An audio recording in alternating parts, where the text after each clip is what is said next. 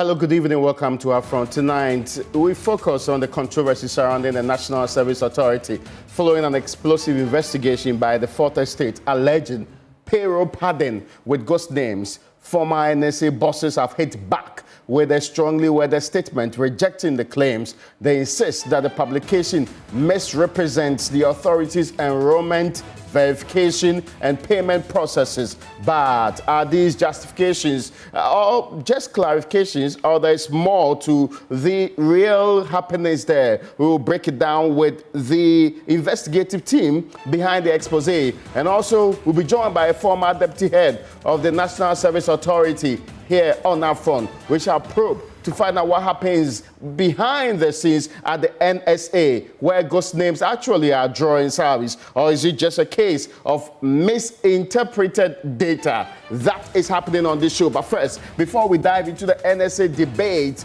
we turn our attention to a major development in the labor sector. More than 70,000 members of the Civil and Local Government Staff Association of Ghana, CLOGSAG, are set to begin a nationwide strike tomorrow. Their demand, quite simple: the removal of the registrar of the BET, the new one in the BEPS and DEPS registry, Samuel Bote, over claims that he's a politically exposed person. To unpack the implications of this strike and what it means for our public services, we will be joined by labor expert and former employment minister Austin Garment.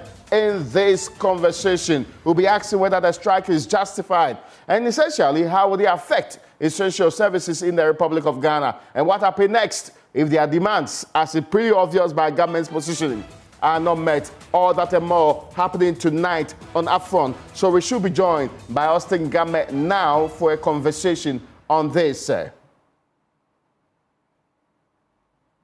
Hello, good evening and welcome, sir. Good evening, Raymond.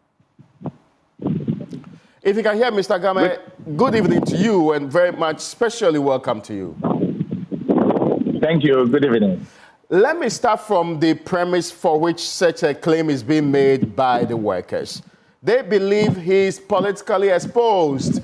It is Matt Faber's position that they should be apolitical, they should be independent, they should basically operate within the civil service without any political attachments. Is their claim justified? Thank you. As recent as last year, sometime in November, we saw many people from the public service and civil service joining the ranks, many of them go and file to stand election. We know that people such as even the controller and accountant general also went to fire somewhere in Sweden or so. So, who is not politically exposed and working in the public and civil service all these years? That said, the reality is that CLOGSAG is a legitimate union, and CLOGSAG is formed principally to ensure that they protect the economic and social interests of their members. That is to ensure that their members who are on a career path get promotions and so forth and so on. That is a legitimate thing they can ask for. But the approach which they are adopting by calling upon their members not even go to work and have some form of sit-down strike, but to stay away from work, they are exposing their members to danger. I don't think it is appropriate. Why so? Because we've already heard from government, which is saying that they should back down on this strike they intend to embark on. The government's arguing that the basis for this strike is illegitimate. They've demanded of CLOGSAG to point out one single provision within the laws of this country that backs their claim, and maybe you will help us out. From a labor law perspective, do you think CLOGSAG have a legal backing to proceed on this particular strike? Both by the Labour Act, Section 8A of the Labour Act, the only authorized body or person to employ anybody into a public sector or into even a private sector is the employer. And the number one employer in this country, by law, is the government in power, and by extension, the president, under Article 195 of the Constitution, has the privilege, he himself or his assigns, including the head of civil service, to employ anybody into the public or into the civil service. The Public Services Commission can interview them and employ them. So clearly, the law and the Constitution is on the side of the employer, in this case, the president. So I am not too sure whether they want to talk about constitutional provision or the law of Ghana. If they are pointing to a certain policy of the civil service, any policy of the civil service, of the public service, will have to be consistent with both the Article 195 or Section 8A of the Labour Act, and not anything contrary to that effect. If there is anything contrary, it might be illegitimate. And I think that they, like I said, they are a legitimate union. They have the right to raise concerns and to protect the economic and social interests of their members. They can raise this through various means, especially by writing and requesting for a meeting between themselves and the Ministry of Employment and Labor Relations, or the head of civil service, or go to the National Labour Commission to enable them to iron out their differences. But to call upon their members to go on a cut-cost strike like this, honestly, their members are not small boys and girls. They can read and write. They can understand this thing. They are listening to you. I don't think it is fair to they themselves. And they are my friends. And I would like to urge them to back down on this, write properly to the appropriate body, and they can go and argue it out if they want to argue. And that will be it. Or ultimately go to the law court and prevent the government from doing their work that way. But they cannot go on strike this way. You cannot. And the members are not just anybody. These are competent civil servants who know what they are about. I don't think they should treat them like that. Some have pointed to the fact that we are looking at about 70,000 people across the country. The length of birth of this country, that has the potential to shut down, if not a huge section of our civil service, if not all. Should they be nipped in the bud? Should government back down? After all, it's the appointment of an individual. Well, it's like, you want to engage a government which you are supposed to be working under and ensuring that you deliver on the mandate of the government. You are holding their hand at the back, tie it with rope, and asking them to act. CLOGSAG is not the employer, and they cannot employ anybody. CLOGSAG can recommend anybody to be employed, but they cannot employ anybody in the civil. They can employ somebody to work for them at CLOGSAG, but they cannot employ anybody themselves into the civil service. The only body authorized by constitutional provisions and the laws of Ghana is the president and his assigns. I'm speaking from an angle of a labor practitioner. Yes, I get you, but I'm asking for compromises here. What's the big deal with the appointment of an individual compared to 70,000 people threatening to actually halt our civil service? First, I don't think the members want to embark upon a strike. Okay. Just because you have a government that has come to office that is barely putting its feet down to work and appointing people in various ways. When you have a problem, you know where to go. You don't call upon legitimate workers that have been employed by the state to work for them to go on strike. If they have a legitimate case, I'll be the number one to support them. But this is not a legitimate case. Well, now, if the strike indeed goes ahead, despite the government's warning, what real legal and disciplinary actions because we know that ultimately it will come down to the Labour Commission having to employ upon them to back down on this strike. They maybe use the courts to stop them if possible. But these roads we have traveled in times past, they've not yielded massive results. What are the real alternatives here or options available to government? Well, two things can happen. One, everybody should go to work tomorrow. Then the leadership of CLOGSAG has every legitimate right to petition the presidency or through his Minister of Labor and or through the Labor Commission or even the head of the civil service and let them engage. Let them engage. Nobody is dying. Nobody is dying because somebody at, unfortunately, Deaf and Bev registry has either been employed or not. Nobody among the 70,000 people is to die, is to suffer any consequence as a result of this.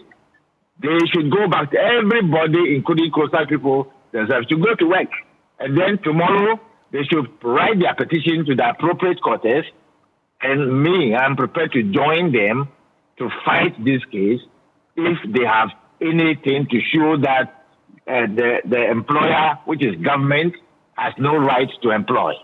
Then we'll see what to do. But for now, I don't see it. I would like to see something. Let me wrap up this conversation with another raging matter on the front of labor. Government's decision to disengage people who were engaged after December 7. It's made a lot of waves. The most recent person jumping into the fray is the minority leader who's written a long letter to the president to reverse that particular decision. Do you think the call for reversal, they say it sets a very terrible, precedent for the future, should be heeded? Well, I appreciate the political twist about it, but I don't think the minority leader reserves that right. He can raise it, but it's not right. They have been in government before. They know what they did.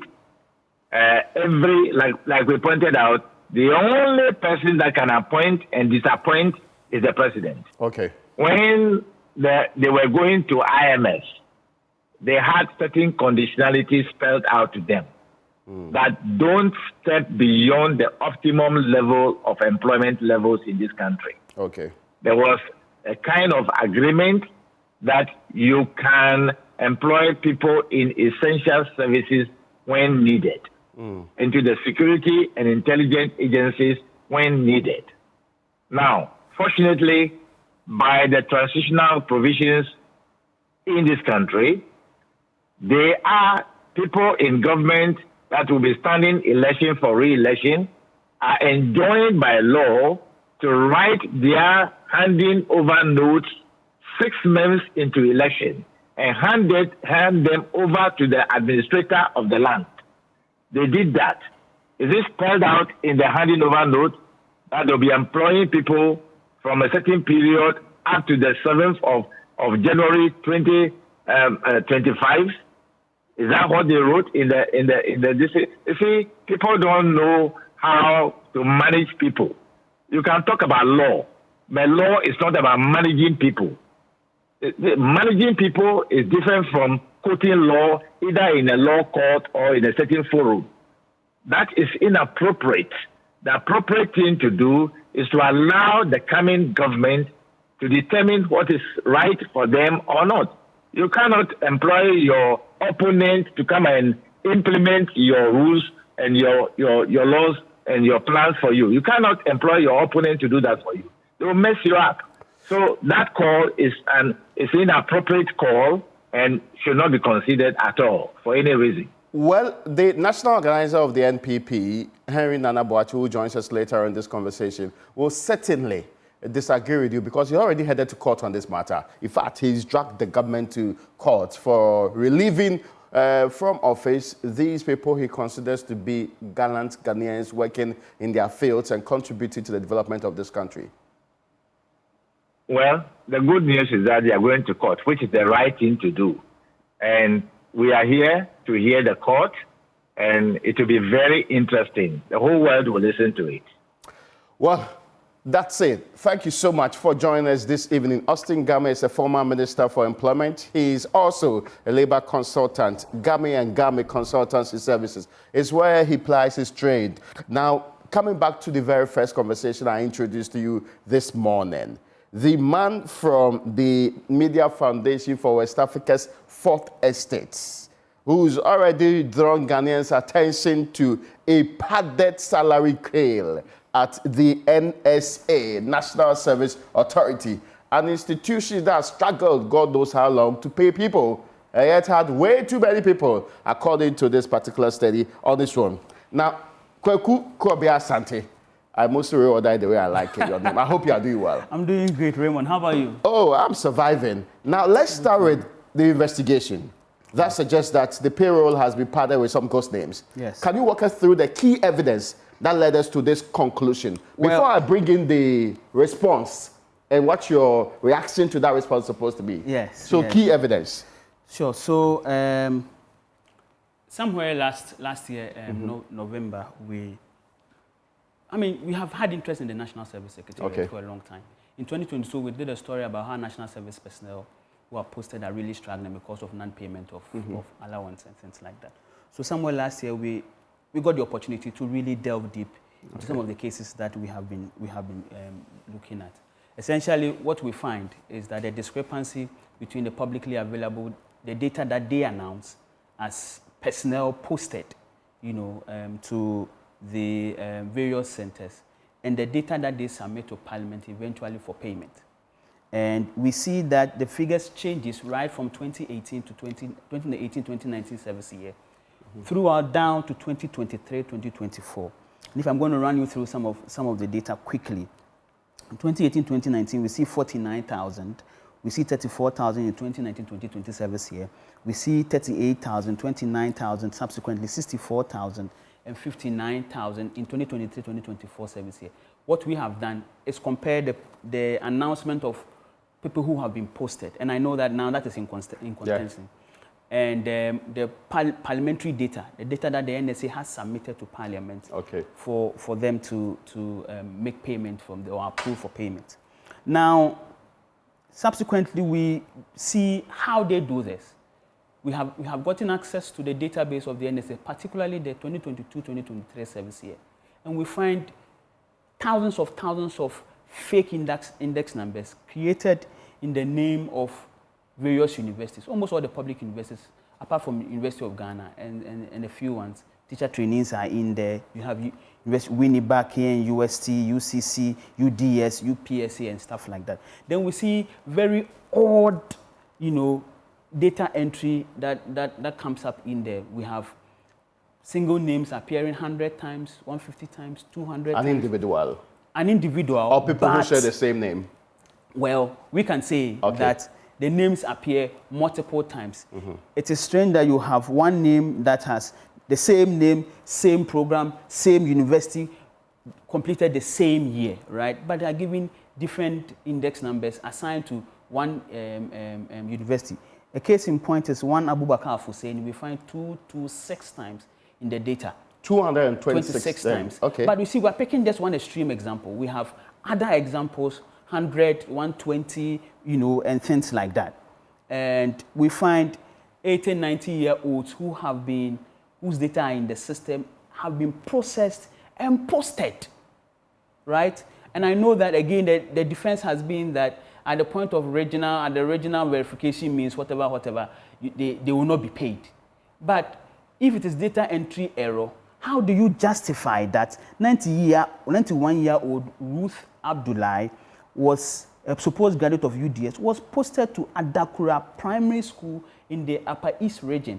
If there was a data entry, and we will come to that, if there was a data entry problem or somebody hacked the system and entered the data, somebody also decided to overhaul the system and process and post a 91-year-old, and we find very, very odd things. We must state that in 2024, the NSA announced to Dr. Baumia that they have set up an app called Metric App. That app supposedly uses artificial intelligence security systems biometric verification functionalities, and facial recognition technology. Okay. And that they have used that to block out, some names that has saved the country 112 million Ghana cedis. But guess what? We go into the data and they said that app works only using the Ghana card. But we go into the data and we see very, very funny, ID cards. Somebody who's a private cook in the company is using their ID card to register for another person, and that person is posted. And we have people who have been posted with all data and have been paid, because in the system, when the person is paid, they show the supervisor how many days they worked in a given month and all that. Okay, now I will come to you because the respondents are on the line now.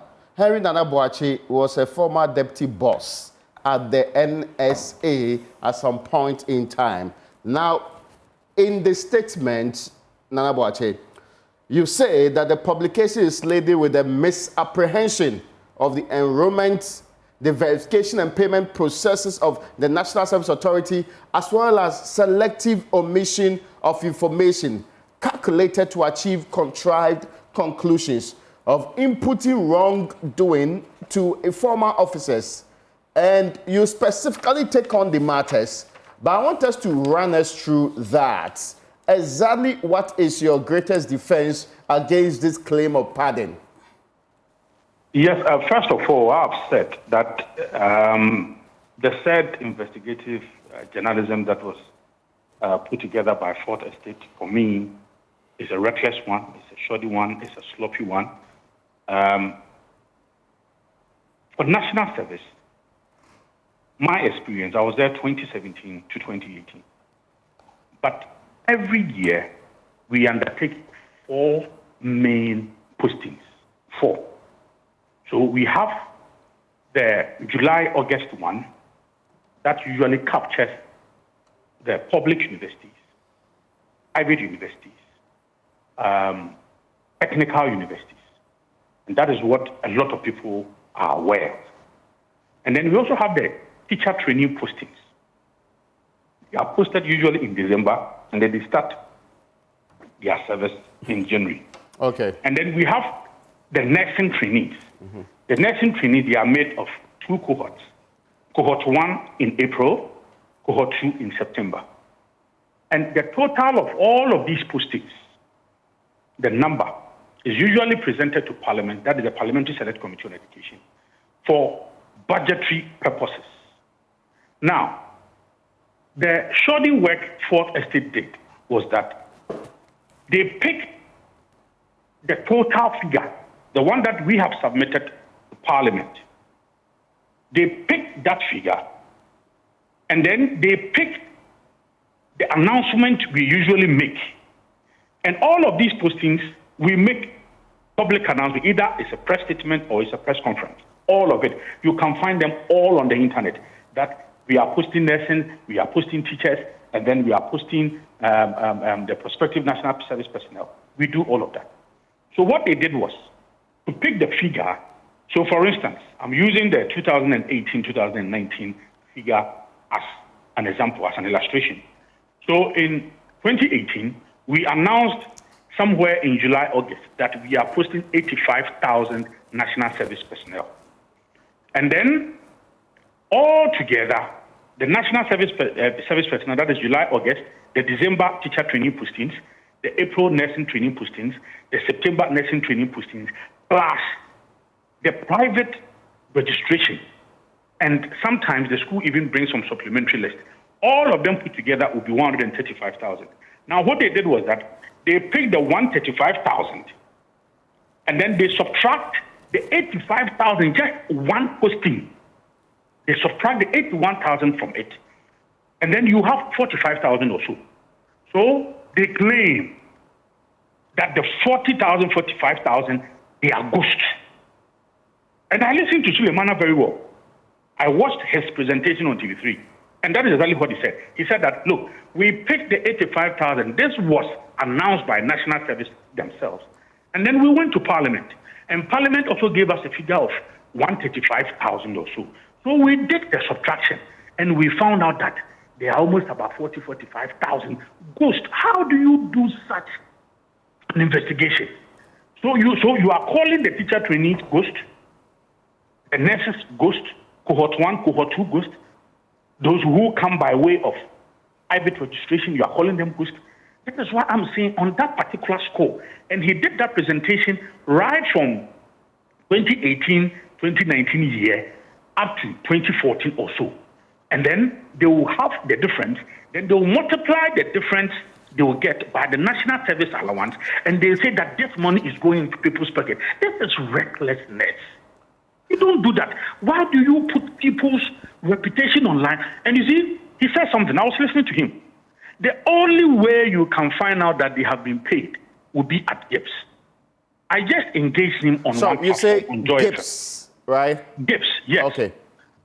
Because they make the payment. Okay. I just engaged him, and he confirmed that they wrote to Gov't for Gov't to release the list of payment to them. Unfortunately, they could not get access to that information.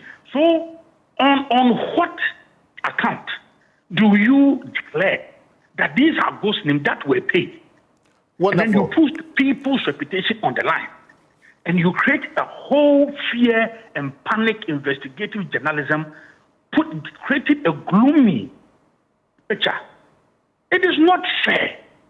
You see, Nana, hold and on. I listened again to the presentation, and he was using categorical statement, and he was creating that impression that, look, this is the amount of money that has gone down the drain. When you do such simplistic mathematics, and you do not consider the teacher trainees, the nursing trainees, the private participation, you are wrong.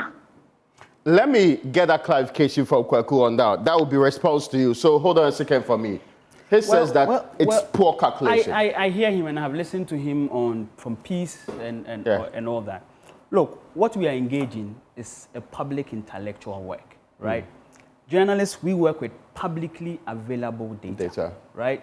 We bring the work, we compare the numbers, we crunch them, we put them down, and we present them as estimates or forecasts. In fact, in the figures that he is referring to, that Suleimana has said, 2.2 billion, we put in there, this is potential, right? Figures that, again, possibly could be missing given the numbers that we are dealing with. They do a lot of talks about gaps and all that, and now he's now seeing that indeed we approach gaps. In their statement, they categorically, and he has said it on different platforms, that we feel that journalistic test from going to gaps to find data, people who have been paid. All right. Yes. Essentially, when we started these investigations, Gov't was actually a main target because we knew they were part of this whole scheme. Gov't actually invites all their management to Media Foundation for West Africa for us to have a broad conversation, essentially telling us that Gov't is just a payment medium. They have no supervisory or auditory role to ensure that you brought names, they will audit and sieve it. So the data that you present to Parliament, that Parliament approves, is the data that goes to Gov't. And I'm sure you know, Gov't is the body, working in between the mobile money interoperability. So if you are sending money, it goes to Gov't processes it. This is the work of Gov't. No, but what he's saying is... Raymond, he has not answered your question.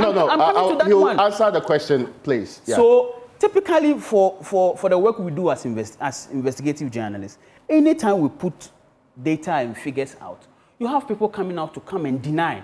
It is not true. It is more than that. It is less than that. You did not look at A. You did not look at B. Essentially, the objective of our case is that there are names in that database that are not accounted for. This is our estimation. If you think that we have omitted any other data, present your own data.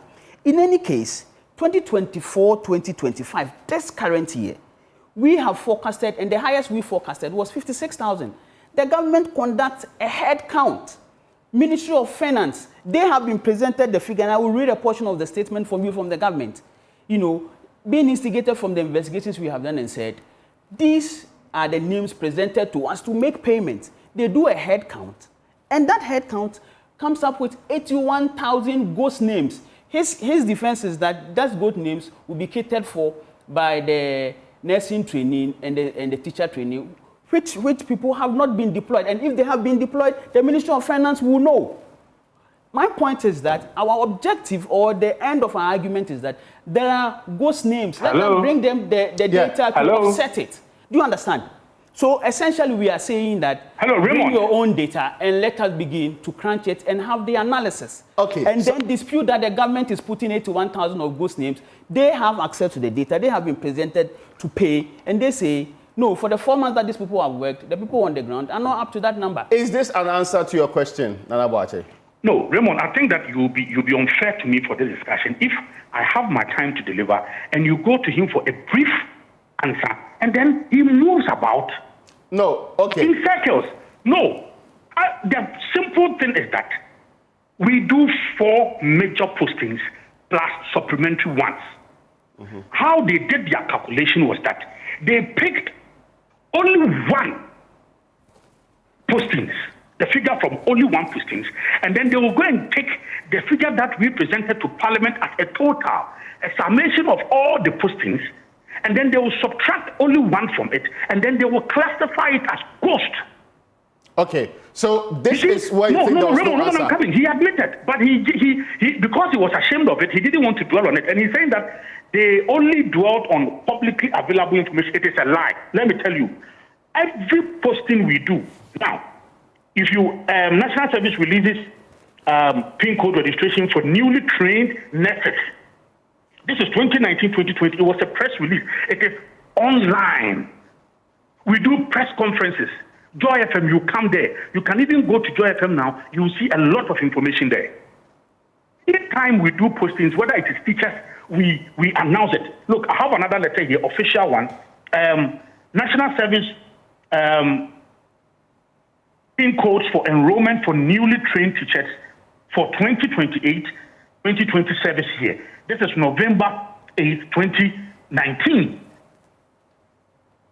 So all of these letters, I have a whole letters, and all of these things, I didn't go anywhere. I picked all of them online. In fact, even if you go to NSS website or their Facebook page, and you go back from 2008, you will get them.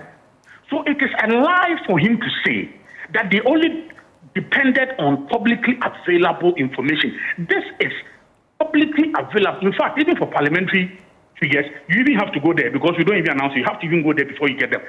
You don't even have to go there. So how come they were able to bypass such information readily available on the net, on our website? Okay. And you claim that the figure presented to Parliament, you subtract only 1, the main one that we usually announce, you subtract it and you say they are ghosts. And you multiply it by the National Service Allowance. That is the issue. They must admit that it was an error. They should concede that they did not include the teacher trainees, they did not include the nursing trainees, cohort 1 and cohort 2. They did not also include the private registration. That is what we must concede before we go on. Is it possible But you cannot hurriedly gloss over it and then move to 2024, 2025. Nana Boakye, I need to interrogate that matter. Is it true that you did not consider the other postings they did, and you took 1 and compared it to the parliamentary figure? What we have put out, again, you see, are data that at the time of doing the story, we were able to put together. In any case, as investigative journalists, we do not pride ourselves of knowing everything. So when we allow me. Raymond, no, it's my turn. He just came in for an intervention. It's only fair that he makes the point. Raymond, now you are listening to him. In your point, no, you are not aware. No, with respect. I am here. I'm asking you to hold on. Let him complete this statement. I'll come back to you. Yes. So, throughout the whole process, we try to reach out to the people at the helm of affairs to respond to these questions appropriately. And I'm happy I'm sitting with you doing the because you do a lot of investigative work, right? You go to the grounds, you gather what is available or what you are able to access at the time. Once again, you are not being fair. After that, you go to the person who you are making allegations against, and you present the facts before them, let them query it. At this point, this we have published, you say we have omitted facts.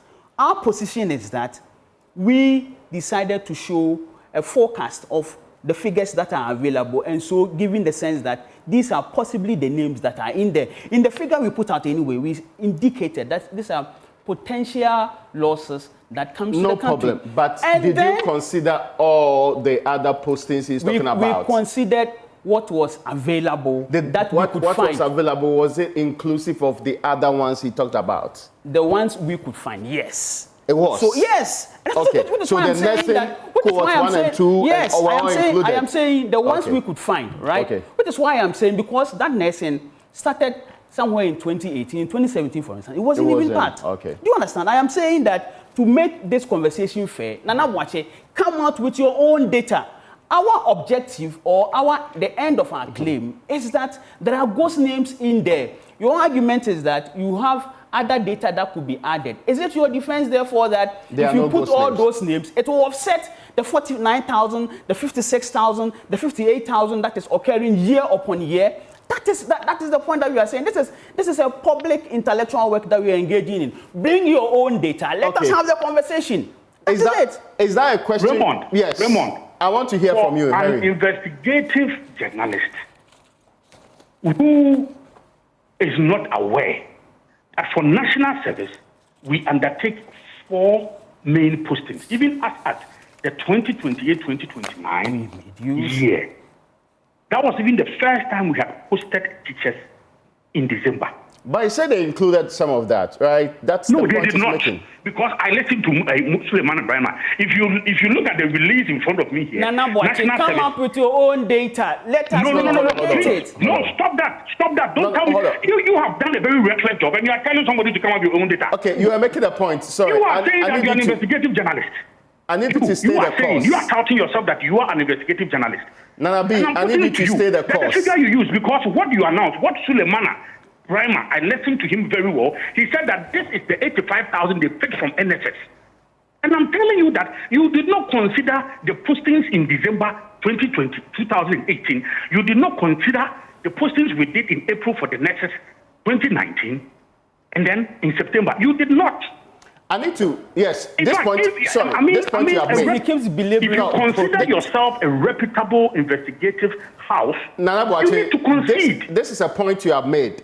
Now, I need to ask the question. They have mentioned specific names of people appearing, say, over 100 times in your data that they saw. Is it possible that these names existed on your data, and was there any way of removing them in the first place? First of all, the only way, I've said it several times, let me illustrate it this way. Yes, in our registration processes, you have the entry point and then the exit point. Anytime we open our registration processes, we get a whole lot of scammers and fraudsters. I mean, a whole lot. But the system is built in such a way that there is no way you can exit, because you know what? Every single person posted physically, you must go to the regions, the municipalities, the district, to verify biometrically. So yes, it is possible that scammers can try and plant a whole lot of fake information at the entry point of the system. But it is not possible. And that is why I'm saying that, look, are you saying it's not possible for them to be paid? It is not possible because this method of biometrically verify. Okay. And there is no way Gibbs will pay one person twice. Okay. So no individual received the money who was not a legitimate human being and a national service personnel. Is that what you're saying? Being. At best, they can say that, yes, they found these at the entry point. It may be in the system of NSS, but there's no way they exited and there's no way they were paid. That's a lie. In fact, he mentioned on one platform that 194-something person was posted. They should tell us where the person was posted, the institution he was posted, the work he was doing. We can cross-check from there. Okay, hold on. Another instrumental thing. Okay. Look, and I again mentioned it to him, that the proper thing for them to have done is because they could not have access to the ultimate payment authority, that is Gibbs.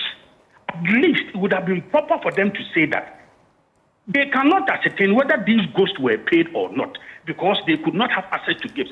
But for them to create... And the use of a word potential was not really enough or satisfactory for you, right? Sorry? When they talk about potential losses, when they use the word potential... That is what I'm trying to say. You see, I listened to him. You see, now they are being a bit mild in their language. Suleiman Abraham on TV3 wasn't mild. In fact, at the point, he was making categorical statements. Oh, as for 2017, 2018, it was okay. People say that it was normal. But the rot started in 2018, 2019. So if you label it rot, you categorically, that is what you have done. And that is why I'm saying that they have been exposed badly because the formula they use is wrong. We undertake 4 major postings. It's a summation of all of these postings that we present to Parliament. Okay. You cannot take a figure from Parliament, subtract that figure, that loan figure, that 85 figure from it, then label it as ghost. You multiply it by the allowance, and then you say that it's good. It is people's reputation on the line. My brother, for heaven's sake, you will not be happy if anybody does that to you. I get you. Please, be sincere. Look, if you did not include that, at least it is proper that you appreciate. Although, yes, we did not include these. But don't sit there and defend it.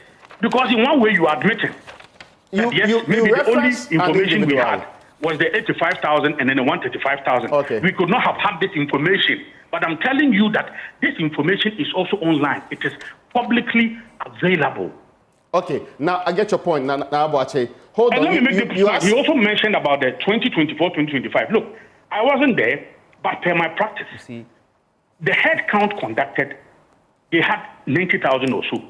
They said they have a disparity of about 80,000 because of a certain request made by the then Director General. Okay, but the same formula, at the time the NDC came in, they had not even posted the teachers.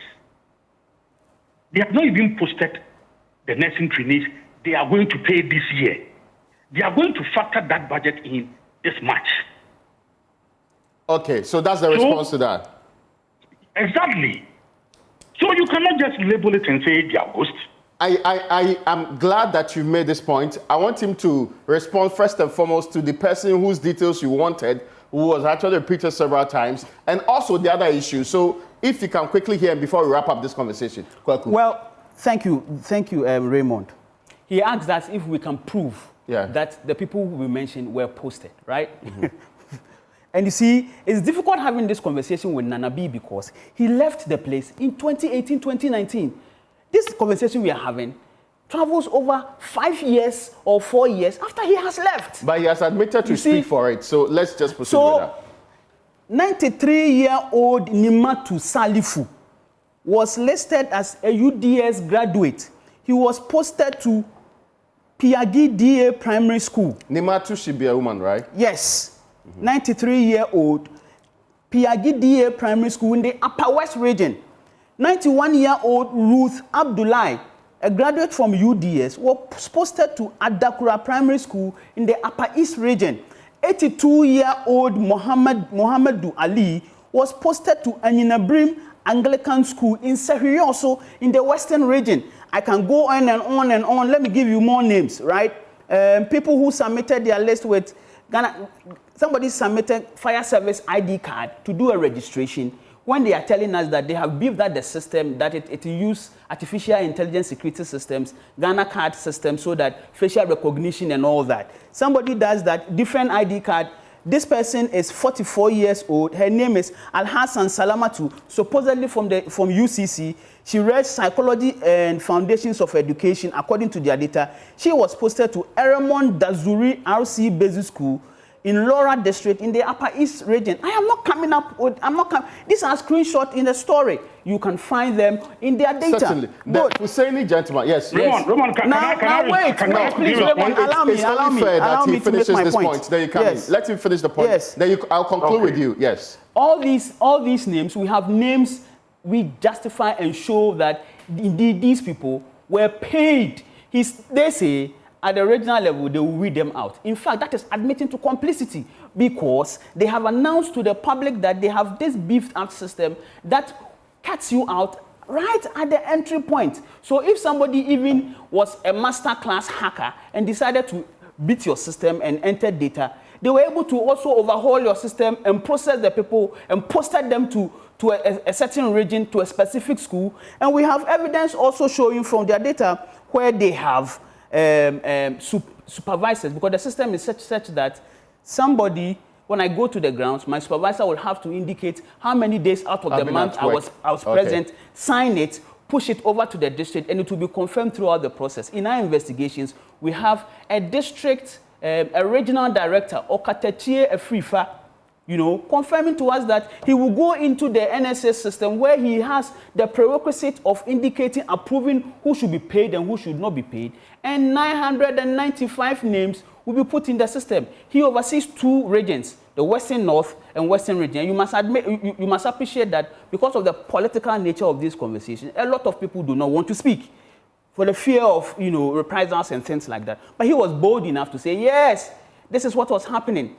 995 for one region, you know, 295 for the other region. He makes the argument that the government-owned findings of 81,000 people was because of what? That is utter lie. Let me read a government statement to you. The national service people who started in October they have not been paid. It was just last week they were paid. Yeah. It was at the point of paying for those national service who were deployed in October that they found that 81,000 people were put in there. And just give me a moment, and this will be the last point I am going to make on this so that he can also respond. The government releases... I'm here.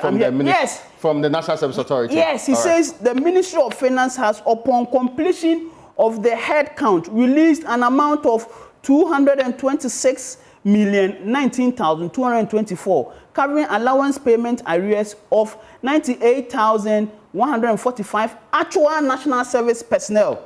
The figure is 81,885, less than the 180 and 30 names presented in the presented by the previous management of the authority for allowance for payment in 2024.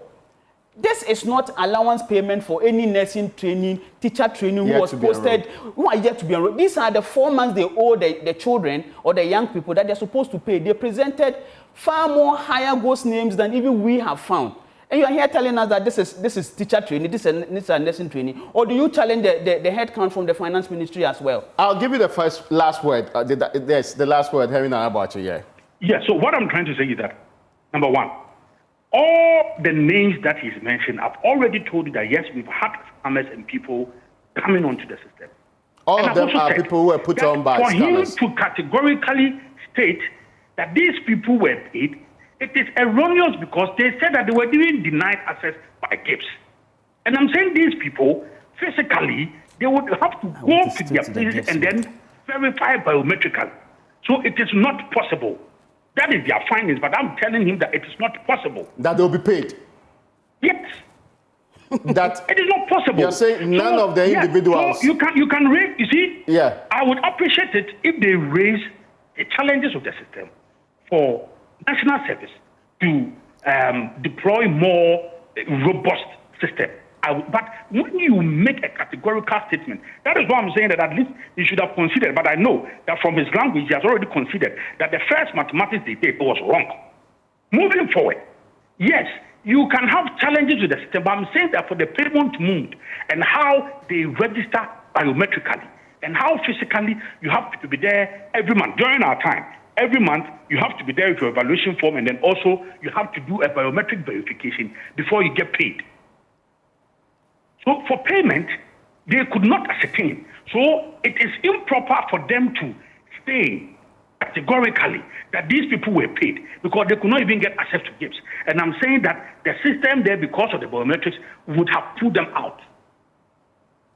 Now, the issue I made about the recent request made.